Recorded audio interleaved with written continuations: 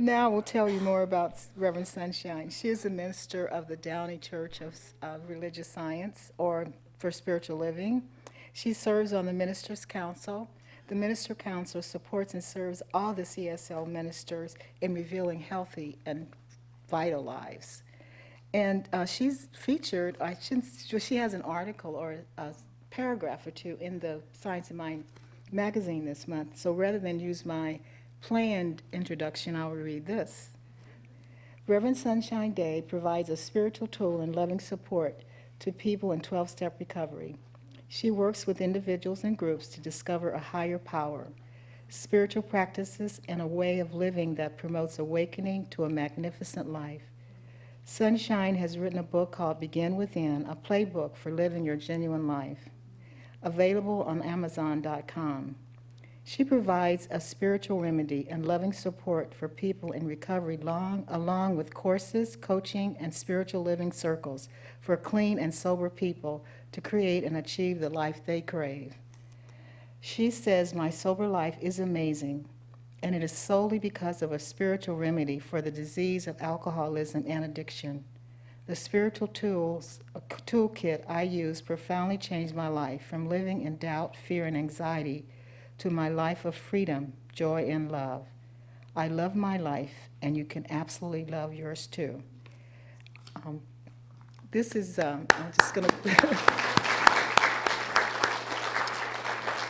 this is not the first time that Sunshine, or Reverend Sunshine, has shared at our center. And I know those of you who remember her will remember her, how dynamic she is, uplifting and inspiring. So please join with me as we give Reverend Sunshine a welcome back from the Silvery Center.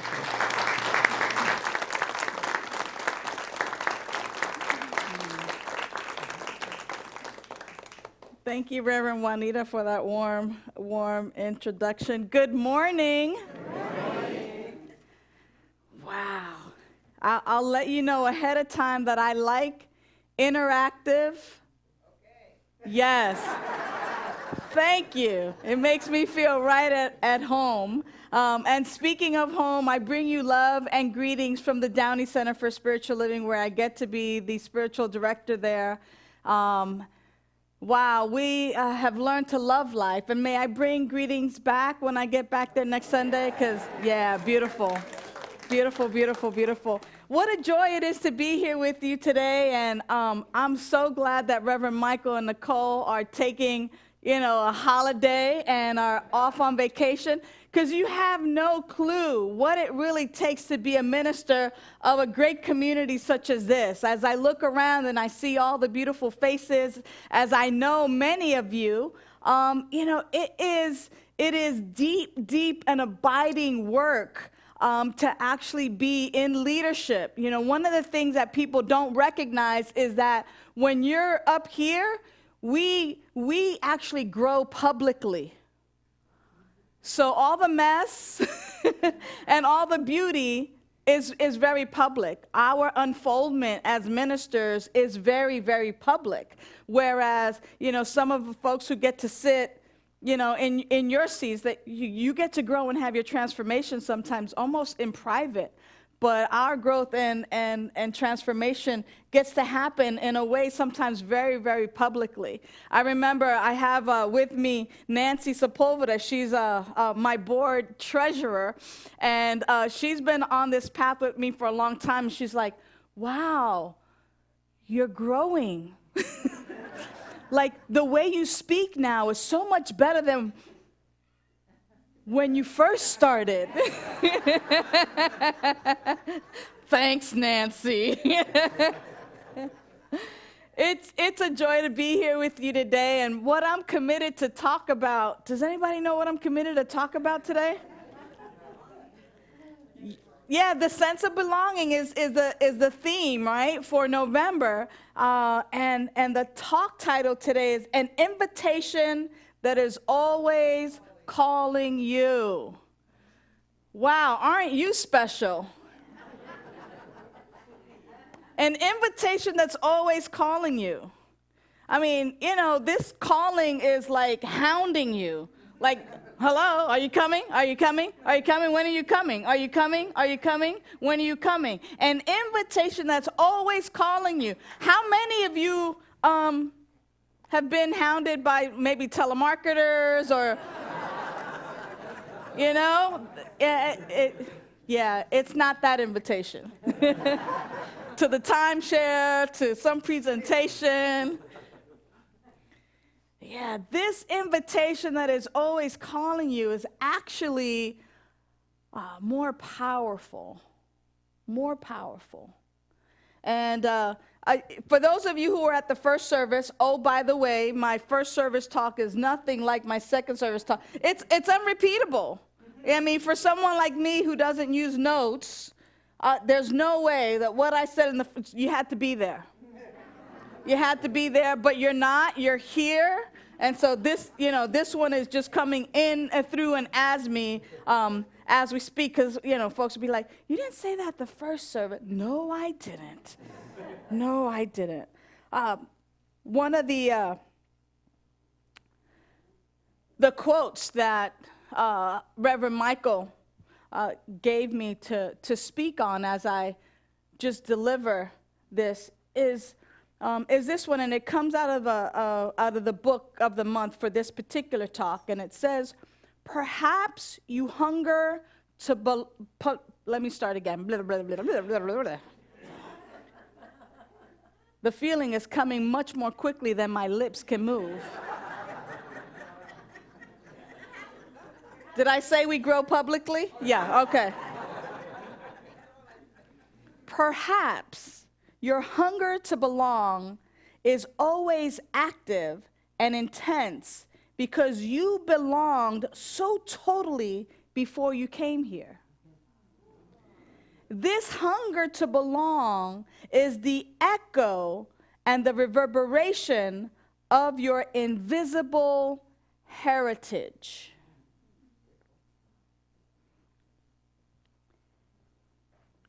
This hunger to belong is the echo and the reverberation of your invisible heritage. You have an invisible heritage. And some folks are all about my people, where we came from, what we stand for. And what the quote and what the book is talking about is our invisible heritage. And oh, don't you know that each and every one of us comes from the exact same invisible heritage.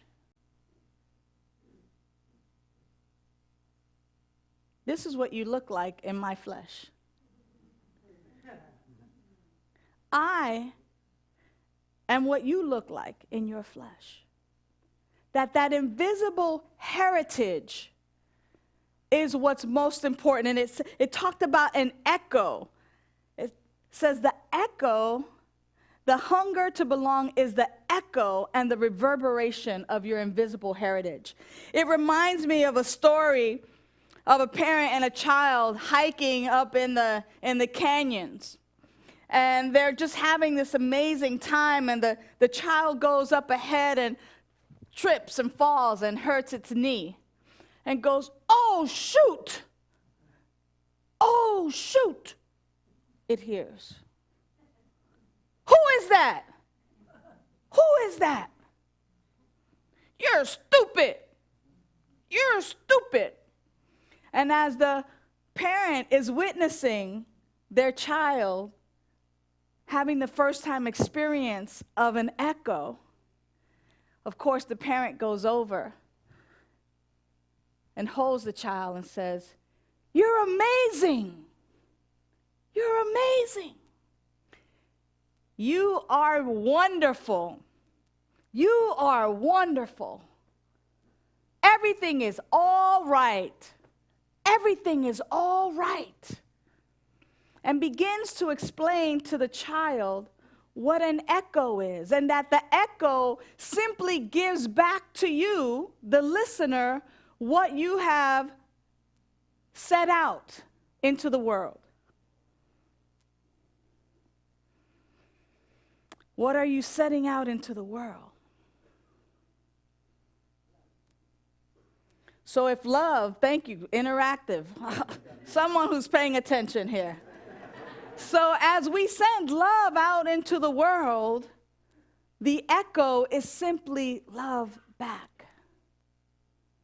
Now what's interesting is that this invitation that is always calling you is sending out signals and is sending out a message for you to sit down, be still, be in spiritual practice so that you might know your life as the life of God. That you might know your invisible heritage. And that hunger to belong is actually the echo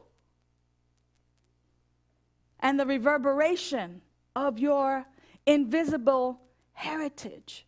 That it is indeed that calling, that which is calling you forth and inviting you over and over and over and over again to just be still and know. And yet, so many of us ignore the invitation. So many times we are simply caught up in the world of effects. We're caught up in our property, our prestige, our titles. We're caught up in the who's who, or we're caught up in the I don't have enough time, I don't have enough money, I don't even have enough friends to actually know who we really are.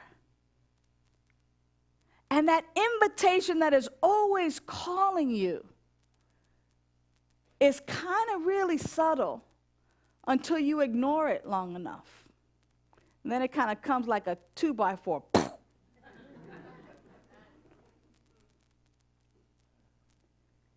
And so the question is, am I accepting the invitation? Why am I afraid to accept the invitation? What do I think I'm going to lose if I accept the invitation?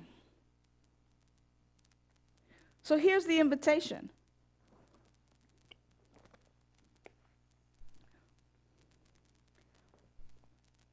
What is the difference, beloveds, between you and a corpse?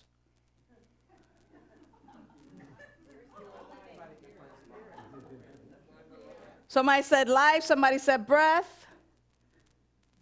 Anything else, or do those two kind of encompass it? Energy. The corpse is in the invisible heritage already.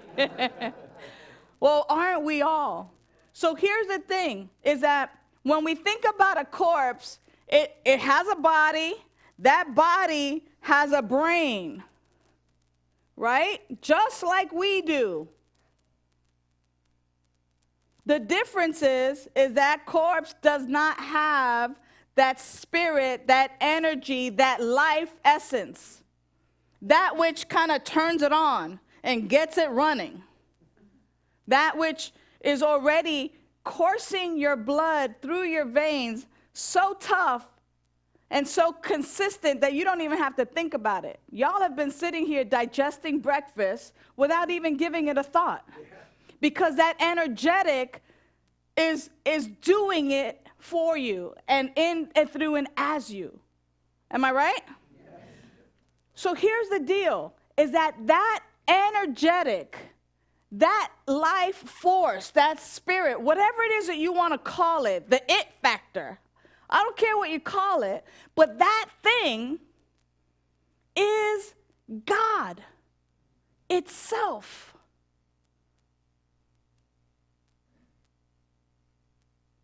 And so what I'm hearing, what I'm hearing is people coming to an awareness like, oh my gosh, that's God right there, right inside of me? I've been ignoring it all this time. It's like that's the invitation now is to know that life force within you so richly, so deeply, so thoroughly. Like it's inseparable. That life energetic, that which animates our body, that is God itself. So God is living in us, but here's the other kicker, is that we are living in God. We are swimming in the ocean of God. There is nothing, no thing that could separate my life from the life of God, from spirit, from energy. And yet, I want to be distracted with what's on the headlines. And yet, I want to be distracted with my title, with my privilege, with my lack of, I want to be, I'm involved with the weapons of mass distraction. I'm caught up. I'm caught up in all of that as if that's the thing, as if that's where I arrive. Like if I arrive at this title, if I graduate and get this title, I've arrived. Distracted. I haven't accepted the invitation. I only think I've accepted the invitation because I show up on Sundays.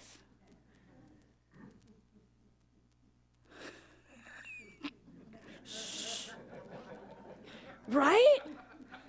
I raised my hand on that one too. I thought, yeah, I go on Sundays, I'm faithful, I tithe, I'm a good member.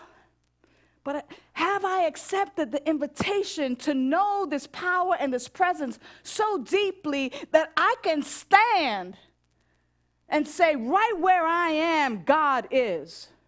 Not from a place of being conceited or puffed up with pride, but just from this place of it's an impossibility to be separate from God.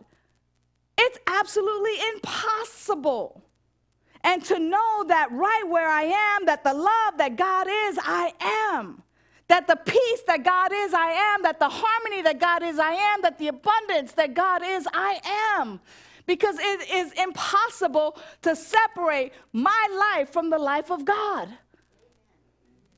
Now, as I know this truth and as I accept that invitation and begin to actually dwell in that presence and that power, my title doesn't mean anything because Reverend is kind of cool.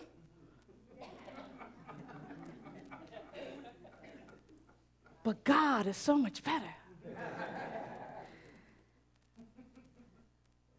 Not that I am the thing itself, but I am the way the thing itself expresses in human form.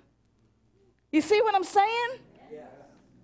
And so that which is yes, you too, and you, and you, and you, and you, this is better than Oprah, and you get it, and you get it, and you get it, and you get it, and you get it, and right over there, you get it too.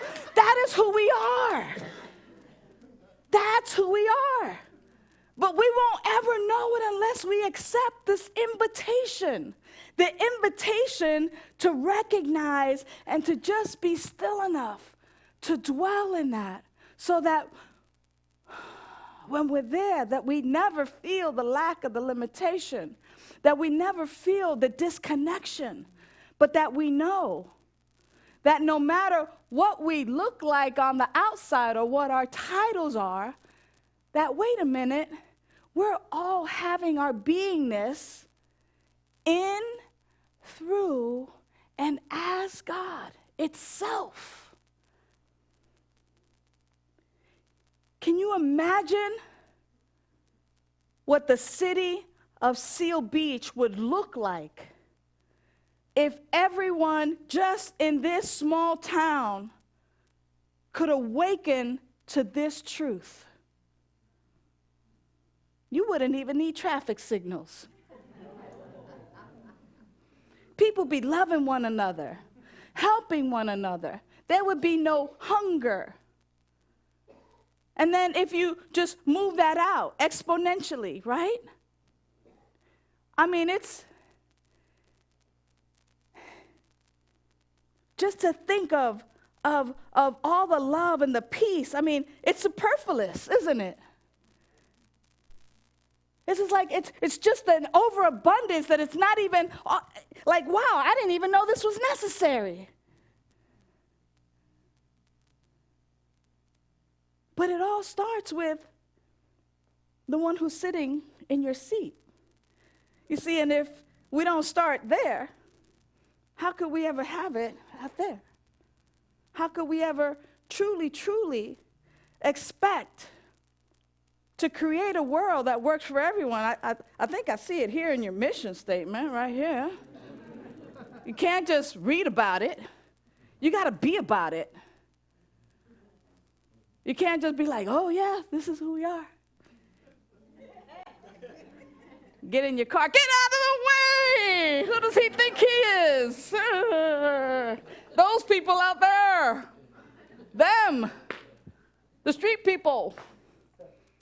Those people in the other countries. No, we must begin to accept the invitation and be in the stillness and silence with our spiritual practice. You know, Reverend Juanita mentioned my book, Begin Within. I call it a playbook because nobody likes to work.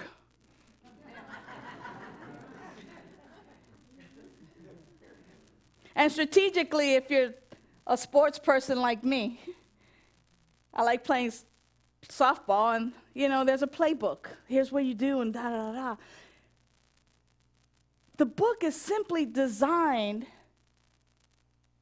to assist you in being still and quiet, in recognizing the one power, the one presence, the one light that has created everything.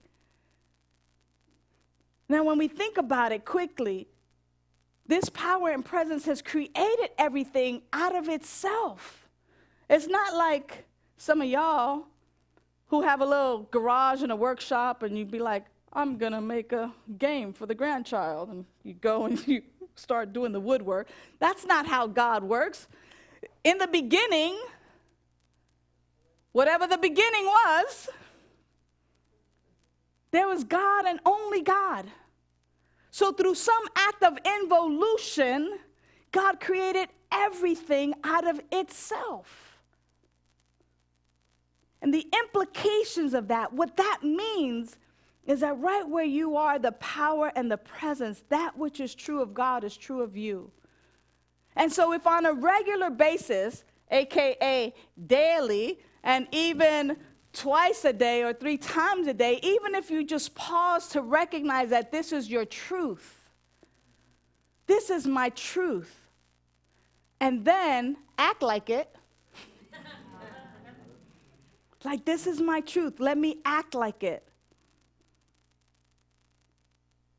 This is my truth, let me act like it. This is my truth, let me act like this. That's the invitation. The invitation is to turn away from all the little titles and all of the things that distract us, and to know the truth. Because when we know the truth makes us free. And I no longer have to worry about who's going to hurt or harm me, because when I know the truth, I know that right where I am, God is. And that everything is coming together for my highest good and for the highest good of all around me. And so when I begin to live from that place, then I don't have to worry that you're going to take something from me, because what is for me is for me. It cannot be taken away from me. What is for you is for you. That is the nature of life. But if I forget that, that's sign language for forget. Isn't that great? Like you wipe the brain, you forget. If I forget that about myself, and I forget that about you, no wonder we're in such turmoil and such strife. But the invitation that is always calling you is really the sound that you're hearing back from the echo of your invisible heritage. When I look around us, we are the unique and unrepeatable way that God shows up in human form. So when I look, I'm looking at the beautiful bouquet of God in all of its shapes and colors and textures. You are the bouquet of God. And in a bouquet, the carnation doesn't look at the rose and go,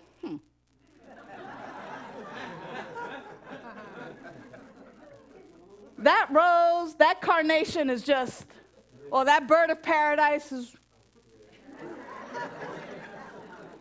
just simply shining its beauty. There's no competition.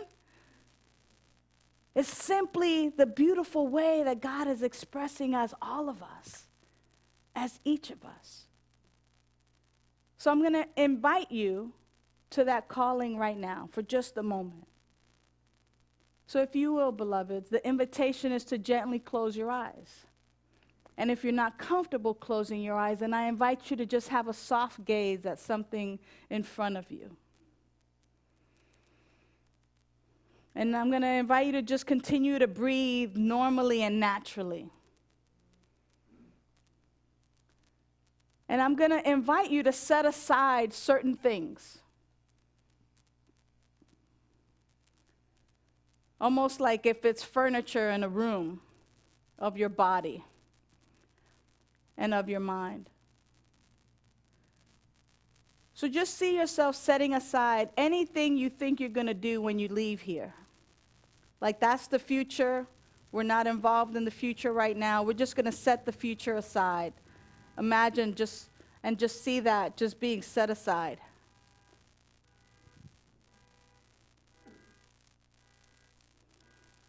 And just for a moment, set aside the past. Anything it took to get here, your childhood, your struggles, your victory, your degrees, your parenthood, all of that. Just the past, anything that's happened before this now moment, just simply set that aside. Just like it's a piece of furniture, let's empty out the room.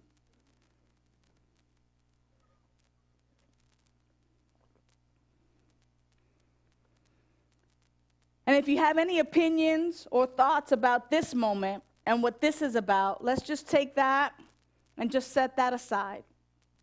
And if there's anything else that is in the room right now, the goal is to just be clear, be empty. So if there's anything else lingering, we're going to set that aside. Set your age aside, your race aside. Set your gender aside, your national status, all of that. Just set that aside.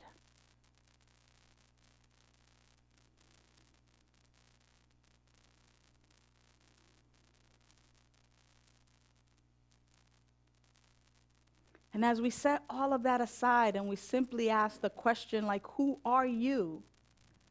After everything has been emptied out of that room, that living spirit, that energetic, that life force that animates you is simply what's left. And that life force, it doesn't have an age, it's ageless. And it doesn't belong to any country. So it doesn't have a national status. That energetic is neither male or female. It doesn't have a race.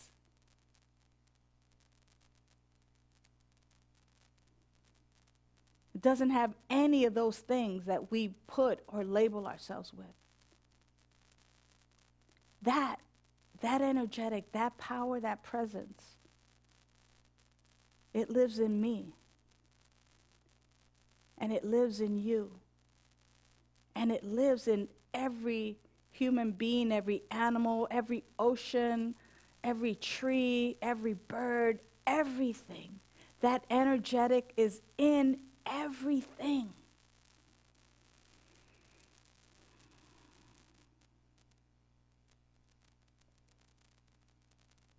That energetic is love. Feel the love of that energy right now and the peace. It lacks nothing.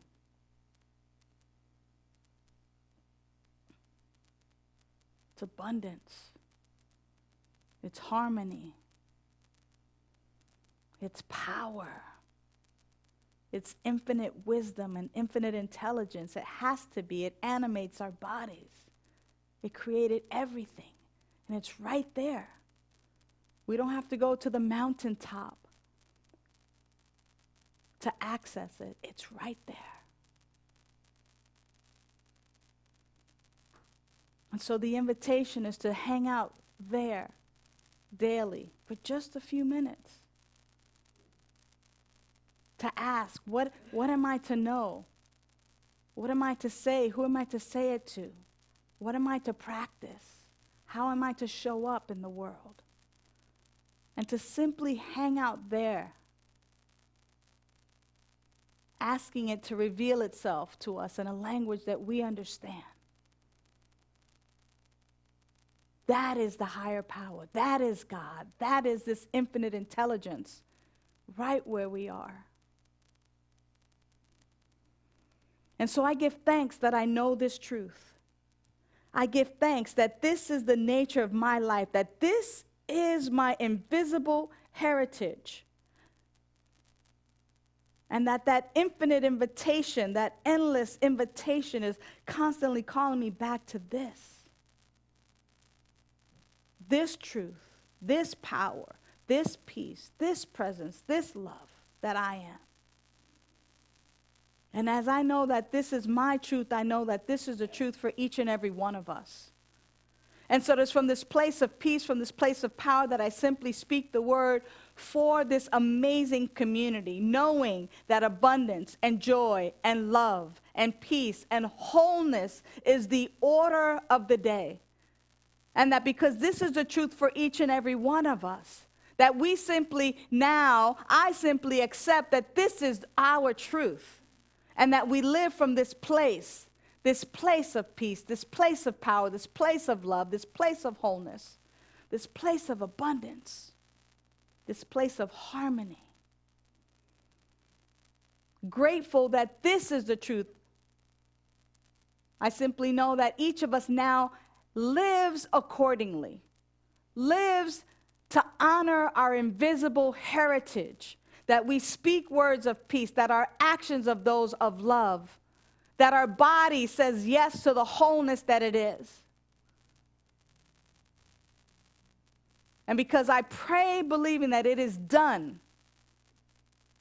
I am in deep, deep gratitude, knowing that this is our truth, knowing that we have said yes to the invitation and continue to say yes to this invitation. I simply release this word now. Because it is so, there's nothing else for me to do but to celebrate its manifestation by saying, and so it is. And so it shall be, beloveds. I adore you. Thank you.